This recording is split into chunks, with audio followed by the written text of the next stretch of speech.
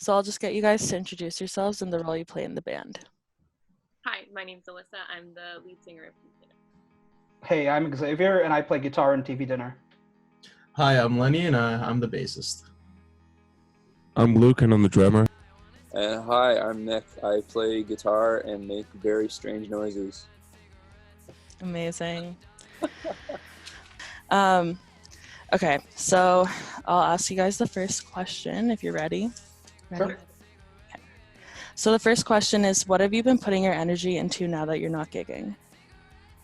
I feel like what we've been putting a lot of our energy, I don't know, just for me personally, I've been writing a lot more, whether that's like writing music or journaling. I've started doing a lot of essay writing, obviously because I'm still in school, which kind of sucks, but just a lot of writing in general and trying to tap more into creative side. I've done a lot, I'm trying to do more hobbies too. So I've picked up embroidering, which is going okay. Nice. Honestly, you could make you guys could start making patches of TV Dinner. That's actually a good idea. And apparently you can make a lot of obviously I wouldn't do this to sell, but just to have for myself, iron-on patches with plastic wrap. I've seen you print an image and you wrap it in saran wrap, iron that shit on. Oh yes, I've seen videos of that going around of making shirts and that kind of stuff. Just to have for myself because it'll wash off faster, obviously, because it's plastic wrap and not a proper decal. But I think it'd be kind of cool just to noodle around and do some things. I've been playing a lot of guitar more recently, just practicing, I guess. Trying to, I guess, play different styles of music rather than stick to rock music, kind of. I've been playing a lot more folk on the acoustic guitar, and so I've been putting some time into the guitar. And I'm trying to pick up cooking, but it's not going well. Nice. It's not going well, but... No, I'm literally the worst cook. Literally. I make craft dinner and I'm yo, I'm a chef. Talk to me. Absolutely. I put something in the oven and I'm I'm king. Yeah, literally. Yeah, it's a process, and I figured why not? You may as well, right? It's good lifestyle. Well, I mean, ordering out now, I'm I don't even have the money for Uber Eats. My Uber Eats addiction is strong, so. Yeah, it'd be like that. Yeah, I've just I've been reading books and staring outside the window, wanting to go outside and listening to new music, trying to find some inspirations for whenever we're allowed to go back out and start writing again. So looking forward to that. True. What have you been reading? Currently reading The Picture of Dorian Gray by Oscar Wilde. Hell I yeah. just started it, so a lot of narcissism in this book. I'm looking forward to it. We love a well-read bass player. Yeah. I never got into that. I was super into the romance movies and stuff. So people are I'm so unrelatable. If you want romance books, get Haruki Murakami. He writes a lot of romance. Yes. And they're all really good. So. How do I spell that? H-A-R-U-K-I. Whoa. H-A-R-U-K-I. R-U-K-I. And Murakami. She just wrote it down there for you. Sick. My favorite author. The slap. Yeah. I've just been drumming, just trying to stay on some sort of schedule as to not completely get thrown off, which is really easy to do right now, just because you're trapped inside all day. So I don't know, doing the same things, just listening to some music, drumming, reading, trying to go out on a walk when I can. I live in Mississauga. We were driving in a neighborhood, and we saw two cops in somebody's driveway, just talking to this woman. And I'm yo, she had a rager over there, and now she's gonna get fined so heavy. I actually ran into some of the bylaw officers in the park by my house, out there giving tickets to people who would have been in groups, and they're $750 minimum tickets. Minimum, goddamn. That ain't fun. You gotta love capitalizing on... I'm not gonna go there. What I've been doing is just, kind of similar to what everyone else is doing, just kind of playing the instruments and writing the songs and just trying to be productive and try and not, fall into the trap of sleeping for 10 hours a day and trying to live life. Right on. Yeah. Okay, so the next question is, how are you keeping yourself inspired in your craft? We kind of have already talked about it, but if anybody wants to add something else. seen some of my friends, one of our bandmates here, they've been doing this kind of 30-day music challenge where you're supposed to find a different song for every kind of day. Yeah, so man, that's Xavier. And seeing the different choices that different people make and what you would choose instead kind of gives you inspiration. Other people's choices for those songs and what your choices would be kind of bring out new inspiration for whenever we're writing music or for ourselves individually. So Yeah, adding on to that's a really cool point, because like it's low-key been keeping me sane doing this 30-day music challenge thing on Instagram, and I'm sure everyone's annoyed at this point, but No, I like it. it's interesting to see the contrast between what you would pick or what your friend would pick, and even though like each day has its own different category, I think it's really interesting to see like the variation in choices. You wake up every day to do your music challenge. Absolutely, it's kind of like stress relieving. There's like certainty in it. It's like, oh, I know tomorrow I'm gonna have to do that. Like I go through horror phases with, like a whole week I'll just watch horror movies, and it's really cool to like listen to the soundtracks and the sounds that goes on in horror films. Really, if you muted a horror movie, like it could be literally whatever you want. Like without the sound quality in it, it's just like. So yeah, that's been a source of inspiration for me, just like horror soundtracks right now. But like creepy things I've really been watching lately, like me and my roommates just watched a bunch of Black Mirror episodes last night. When you watch Black Mirror, you're like, yo, like this is like what we're living in right now. It's really strange. It's like a surreal feeling. I don't know. It's hard to describe. Yeah, that show is phenomenal aside from the Miley Cyrus episode. Yo, what's wrong with Ashleigh O? What's wrong with Ashleigh O? Come on. I mean, great concept, but just the ending of it was just like, I don't know. She just like got back from surgery and the fucking hospital room, and then the bass playing chick was like put in her rock band because she was like, I'm not a pop star anymore, I'm a rock and roll punk. Yeah. Oh, get out of here.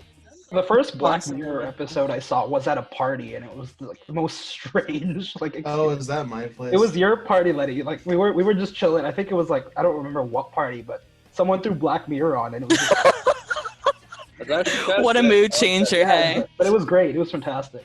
Are you guys ready to move on to the next question? Yeah. That was The next question is, have you been able to reflect on any changes you'd like to make within the band?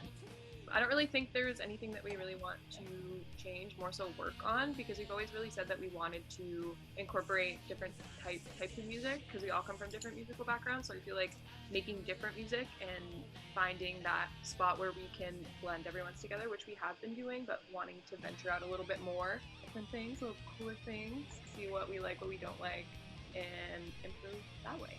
Yeah, absolutely. Adding on to Alyssa's point, right now I'm kind of pushing towards a more like kind of like uniform sound, like kind of like a unique sonic aesthetic kind of, but a sound that like appeals to everyone in the band. Like I want like a unique sound, but one that's like distinctly us and also makes all of us happy at the same time. Nice. I would have to agree with that. That is definitely the way we've been leaning since. Yeah, absolutely. It's been super fun. Just kind of experimenting different sounds and different. These guys have had the songs that I guess that we recorded for like a long time, and it's just like now it's at a point that they're out, they're gone, on topic, on brand with advertising ourselves. We have a single that we have. Good point. The mix stage, and it's pretty rad. It's gonna be something super interesting to plan a release in a time like this. I know, right? Completely online and digitally, with no physical like, oh, we have a single release, so we're gonna do like, a show. We're gonna do a, we can't talk about that other than online stuff. And what we're gonna do to celebrate, I guess, celebrate a release. When do you guys plan on releasing this single? Right now it's in the mixing stage, so once we get that finally mixed, and when the masters get back to us, we'll probably release it ASAP, but I'm thinking maybe a month or two. We were originally thinking like May, and we were gonna go support it on like a tour in June. Just in general, we were gonna play shows to support it, but now with this, we don't know when we're gonna be able to play shows at all again. Right on. Well, like, I mean, you guys could go live That's or something true. online. Yeah. Figuring out that technology, even though we are supposed to be the generation that's extremely technologically advanced, it's still confusing sometimes, because something we were so used to, like doing single release shows and like booking shows and that like face-to-face culture was so big to us. So like it's going to be interesting how you guys navigate that single release then. I know a lot of bands are doing like live shows, like streaming live shows, and I think it's great an idea, but at the same time I feel like there's nothing like live music in person. Literal barrier of a screen between you and the band, and it's in cyberspace. And that sounded really, really pretentious, but there's just no feeling.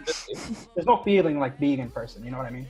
But I get very distracted when I'm on social media platforms because there's so many options, and then like being in solace and being in that interaction with people, I think is so like genuine and so special that like want to try to find a solution for it. And I guess like through like being live and through video call and like all the technology, like we are super blessed to like have this like at our fingertips during this time. It's just a transformation kind of thing. It's really weird, and it'll take some time getting used to, but it's what it is. For sure. You just don't have the same physical experience, unfortunately. You know, you're hearing, like, let's say we were to set up and play, like you're hearing all of it through your phone speaker or your laptop speaker or your headphones. You're not like there in the room feeling like the vibe of what's going on stage, what's going on in between the crowd, between the band members, like, you know. And it must be so kind of like so odd for like the sound. I don't know if sound engineers are really like watching these live streams or something, but like their job is just like out the door, and they're the ones that like you're performing, but they're the ones controlling how almost like you sound in the way of like how the audience is interpreting it through the speakers and like the frequencies and that kind of stuff. So it's like depends on what platform you do it on and like what type of like speakers you have for yourself. And I guess it's kind of a positive because half of the battle of a live show most of the time is, I don't know, from my perspective, I guess, like playing in a small club, or actually kind of, I guess, playing anywhere. Your band will only sound as good as your live mix, but we're not a really bad band. We're actually quite good. So if we sound really bad, it's because the sound guy is fucked up. Either that, or it's just sound not guy's drunk. Venue, or hey, you know what? Most of the time, at some of the smaller venues, they are, and that's fine because that's just how the culture is and how it was for all the guys back in the '90s. And I like your J.J. Abrams lens flare going on right now. That's awesome. This? No, I'm like, I don't know what's going on. I was like moving this around like I'm watching the Star Wars sequels. Shit, I don't know where it's coming from. Like, I'm in the sunroom, so I'm just like cinematography star over here. Yo, I mean, like, film school dropout. What up? No, there's a lot of vibe going on in Ashleigh's room right now with that lens. Right? Yo, straight up though, I'm just like, listen. Oh, I got so many conspiracy theories though. I'm telling you, the queen is a reptile. Talk about hemp. Yo, let's talk about how the coronavirus is a potential biohazard and a biological weapon. Oh gosh. You guys know the 5G conspiracy? What is they think it's 5G. Oh, 5G? Oh, yeah. It's been disproven. We won't go into it, but it's already been disproven. Well, now that you brought it up, you have to share because I don't know what's going on. I don't know. People are saying They basically are trying to argue that China, the places where they've implemented this 5G service with these towers, have higher spikes of coronavirus, and they're saying that they're using them to spread the coronavirus. But in a lot of places in the Middle East where they already have high concentrations, none of those places actually have any of those Chinese towers. Thus, it's moot and it's invalid. Conspiracy king. No, I honestly, like, I joke about like dropping out, but it was like the second time I dropped out. You know what I dropped say? out too. What I say is that you can't institutionalize creativity. Ooh, That's a good say. Thank you. Put it in the book. Someone put it in Way the to book. go. You don't know if you're going to be able to be like creative. You're not able to be creative with everybody. You find like those special people in your life that like you're able to be creative with, and then you can go ahead and do that. But when you're like forced to be in a group and trying to pull these ideas, and like because of that, like you can't just like put people in the box, you know? So I can go on a Are you rich? Yeah. No, I think that applies to bands too. I agree 1,000%. It's, you can't just take a bunch of people and put them together and expect them to be on the same wavelength. You know what I mean? Yeah. A couple years ago, we tried adding someone else. Yeah. A great guy, but it just didn't work creatively, like in that kind of spectrum. It just didn't work that well. So completely, absolutely talented, beautiful, amazing person. But yeah, it just didn't really. Because the thing is I never want to like work for someone just to put like last like media out there. Like I want to like represent and like show media content of bands that I'm actually like interested in, right? So I feel like that's the same with like you can be the most talented musician, but if you're like if you can't harmonize with the lead singer, or if you can't like bring something to the table that they like need in the band, you know? The next question is, have you been able to reflect and celebrate your accomplishments as a band? Personally, I've re-listened to our first EP because it's been a while since I have, and I've actually sat down, like, taken a listen and gone through everything because I feel like I was at a point where I was so concerned and like dialed in when listening to all the first mixes and masters and everything. So it was nice to take a step back for a while and then go back to it. And I'm honestly like not only extremely happy with myself in the first time I was recording, but happy with Dex's overall work with us, because when we had first worked with them in recording our first EP, Nick wasn't part of the band yet, and I feel like a huge reason why we wanted Nick a part of the band was through our experience with recording and meeting him, and like how comfortable he made everyone feel, especially for me because it was a huge thing for me. So like Nick and Dex, like huge shout out to them. Absolutely adore them. No, I'm really glad that you've actually been able to take the time and like listen to your old EP and like truly like reflect, because like I honestly think it's so important, even in like the work that I do. I try not to beat myself up about things, but I like look back at videos and made them like, oh, that's a piece of shit. But without that piece of shit, I wouldn't be where I am now, and like without the projects that I do now, I won't be wherever I am in the future, right? So exactly. Absolutely. And too, even like listening to the mixes that we have for this EP, like I feel like a huge struggle that I've had is like coming into myself and like really representing myself and showing myself through my music, because I'm still very shy and it's really hard for me to like record in general because I hate listening to the sound of my own voice. So that's how I feel when I watch these interviews back and like how I've recorded them. I'm like, fucking piece of shit. Exactly. But but like you said, like you're able to show your growth through it too, which is really interesting. It's something that I'm trying to work on a lot, like my stage presence, my speaking. I genuinely want to get better at, and I want to work on it. I feel like through taking these steps to reflect and see my growth, I'm able to want to push myself to do better and be better. Who they are on stage compared to who they are when they hang out with me is just like so different, and I'm obsessed with it. I'm like, they turn into like a completely different person, and I just love when people are so whack on stage and like wear different costumes and makeup and stuff. And it's just whole other, like, if I was in a band, like I would just be like fucking insane on the stage, and they'd be like, okay, get this girl out. But yeah, like that's the energy I need to harness, because I feel like I'm way too like concerned about how people perceive me, and that's like I just need to throw it out the window, because I know that's like I genuinely don't give a shit, but it's just hard to like. You just got to get a better lighting crew, so that way the lights are so like in your face that you can't see anybody else, and then just pretend you're practicing with the band. That's what I'd add on to that.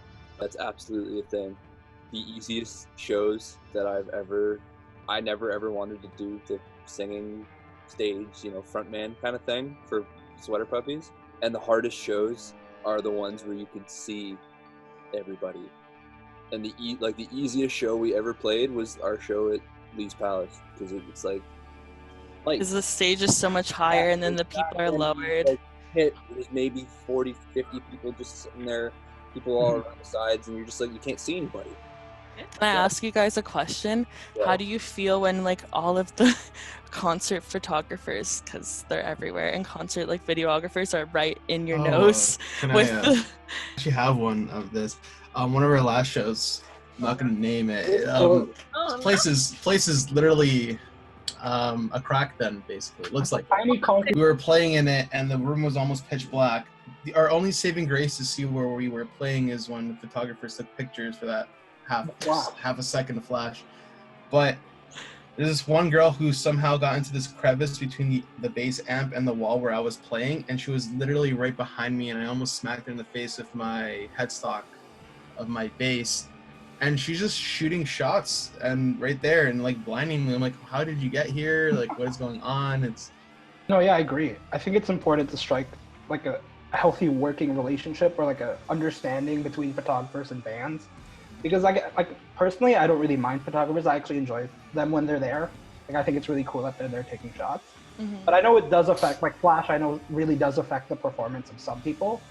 And I feel like it's good to start that conversation with the band if you are a photographer. Just like mutual respect, you know. Safety is like number one. It's key. Gotta stay safe, y'all. Moshing is Yeah. fun, but you gotta mosh safely, folks. Yeah, respect your neighbor. That's what the whole name of the game is about too. Because like, go stupid, go crazy, have fun, but at the same time, respect the people that are around you and be respectful not only of yourself but of others. Do you think in our darkest times as a society, turning to music has been a coping mechanism for you? And is there anyone that you turn to in particular? Very short and sweet. Music has always been somewhat of a coping mechanism, whether it's been for emotional release or physical release or trying to get lost into something. I've redone my pedal board like 8 times, just like trying different sounds and different like things. And I've been listening to a lot of the Dirty Nail recently. I don't know why, but they're like they're really cool. And then an album that I always listen to, just for like that mind cleansing, is no, just you know, when you're just stressed out and you're just like freaking out about everything. And like, the album I listen to is Grace by Jeff Buckley. Jeff Buckley, yo, that's sick. Like I know all the songs inside and out, but it's just like throw it on and just everything. But now that you mentioned the Dirty Nail, all I've been listening to, like all of March and up to now, is Pup. Whenever I think of the Dirty Nail, I think of Pup. And they posted videos on Instagram of them doing playthroughs of their songs, and I have to watch it like once a day. Yeah, I had no idea that there was such intricate little lead stuff that Steven was doing, like all those chords and like all that. Familiar Patterns by Pup. Yeah. Yo, that song goes hard. If I can like learn that song, then I will put the guitar down for life. Like I just want to learn that song. For a Canadian punk band. And that's why it gives me hope, because I'm like, yo, I could be talking to the next Pup. I don't know. That's why I try to like continue to have these friendships and like relationships with musicians, because I don't want it to come across as like a benefit gain for me, but just knowing these people and like the passion and you put into your music is important. It's seeing people succeed. It's not even about, I know exactly what you mean. It's not even about like, oh, you know, I was friends with these people. It's like, no, you're like, you want to see people you know and people you like succeed. Yeah, exactly. Yes. Like that would be the best thing, best possible outcome for everybody. Super general. I feel like music right now is a huge outlet for a lot of people, just because I'm up every morning watching CP24, which is like awful, but my dad's like obsessed with the updates, so I'm always constantly getting information, and so many people are doing free lessons for guitar or bass. So I think now more than ever, music is so accessible, which is really cool. And I've had a few friends reach out to me and ask me like, hey, I want to get into ukulele. How do I start? What should I buy? I feel like now it's super cool because Toronto's music scene in general has been kind of on the decline. There's not really a lot of like available spaces for people to play, especially in a local scene. It's been a lot harder to find places that are willing to take people. So I feel like I hope that amidst this whole disaster that people start having more conversations around how to make it more accessible, and artists in general or bands to have more spaces for us to play, and just having a general conversation around Toronto's music scene, which is kind of interesting too.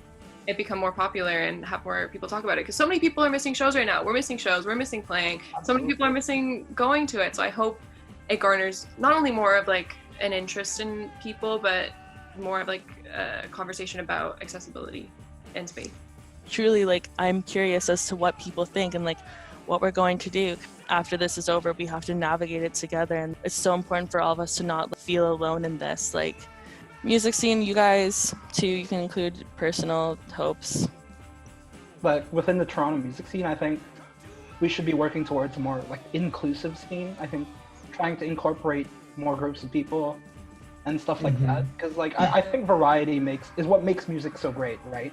Especially in this day and age, there's unlimited access to thousands, millions of albums, and it's like there's so many different kinds of people making music. I think it's important to showcase those people. So yeah, that's what I think. I think we should be working towards more showcasing people that aren't really heard, I guess. Just inclusivity in general, I feel like, is a huge thing that needs to be. Absolutely. I don't want to go like too much into it because I can talk about it and rant about it for like ever because I have a lot of opinions. But yeah, I feel like we need to start not only taking it on like smaller bands or whatever, but reaching outside of people that we know. So I feel like networking and going to different types of shows and having different types of genres showcased is a very important thing and something that we need to do because every musician deserves a voice. That's why they're doing it, to have a voice, to have a platform.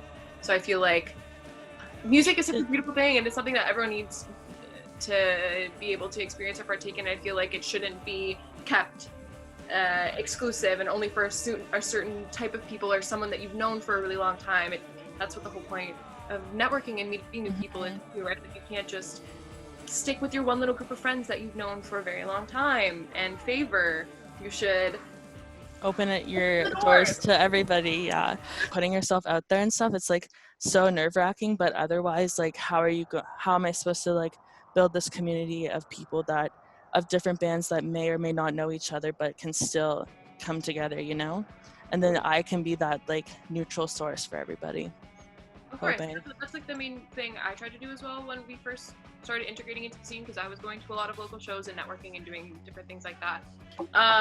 But my biggest thing too was I'm pretty social as a person, again, kind of shy, but it was extremely difficult, I find, to put myself out there and talk to people because it was, like I said, a very exclusive.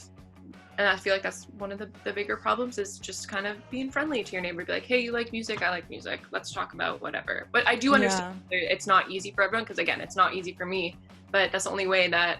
It's the only way you can move forward, you know? I just tell myself, I'm like, Ashleigh, fuck off and go inside. Like, you're on your third cigarette, like, that's enough. You're gonna smell like a chimney. Like, go in and do your thing, and it's gonna be fine because... And then I just, like, tell myself, I'm like, honestly, first of all, I already like their music, so that's, like, a big compliment to them.